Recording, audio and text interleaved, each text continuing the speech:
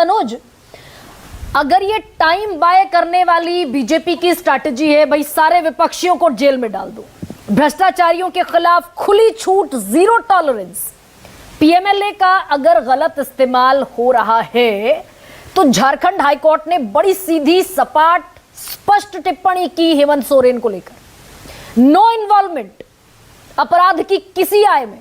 तो ऐसी टिप्पणी आती फिर अरविंद केजरीवाल के लिए भी, मनीष सिसोदिया के लिए भी।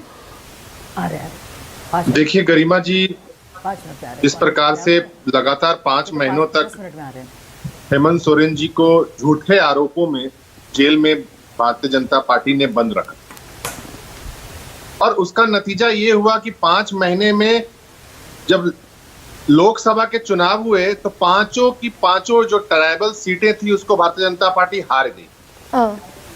लेकिन इस पे जाने से पहले मैं ये कुछ पुनः स्मरण कराना चाहता हूं आपके माध्यम से सभी पैनलिस्टों को कि ईडी का ऑफिशियल जो ECIR होता है वो 2023 तक का ईडी ने अपने वेबसाइट में अपलोड किया है, 31 जनवरी 2023 तक का। हाँ। जिसमें से 5,906 FIR हुए हैं, यानी कि ECIR हुए हैं। हाँ। और उसमें से मात्र 24 पर कन्विक्शन हुआ है।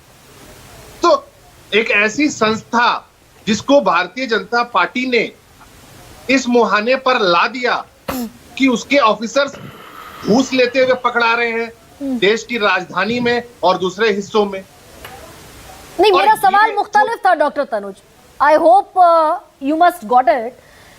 अगर वाकई शराब घोटाले के आरोपों में कोई आधार नहीं होता तो जैसे झारखंड हाईकोर्ट ने टिप्पणी की वैसी टिप्पणी सुप्रीम कोर्ट कर सकता था ना। भाई हेमंत सोरेन को साफ साफ कहा कोर्ट ने, ये तीनों चारों पॉइंट मेरे पास है, कहा कि भाई कोई इन्वॉल्वमेंट नहीं है, जो कब्जे में भागीदारी का संकेत नहीं है, अप्रत्यक्ष रूप से प्रत्यक्ष रूप से शामिल होने का साक्ष्य नहीं है, अपराध की आय से जुड़े होने में शामिल नहीं, साफ कह दिया कोर्ट ने। नहीं, बिल्कुल कोर्ट ने कहा है। यही सवाल तो भारतीय जनता पार्टी से और ईडी से पूछा जाना चाहिए कि आपके पास जब सबूत नहीं होता है तो आप नेताओं को पहले तो गिरफ्तार करते हैं और तारीख पर तारीख लेते हैं सबूत इकट्ठा करने के नाम पर, और अंततः आप सबूत इकट्ठा नहीं कर पाते हैं। इस मामले में भी जब आगे की कार्रवाई होगी तो वही चीजें निकल करके आएंगी, चाहे वो मनीष सिसोदिया जी की बात हो चाहे अरविंद केजरीवाल जी की बात हो। लेकिन सबसे बड़ा सवाल है ना कि ये जब 400 पार का जब अहंकार था तो इन्होंने लोकप्रिय नेताओं को जेल में डाल दिया, और जब आ गए 240 पर तो इनकी रातों की नींद उड़ी हुई है, इनकी हेकड़ी निकल गई।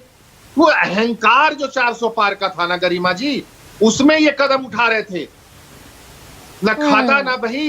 तो प्रोफेसर अनवर पाशा, प्रोफेसर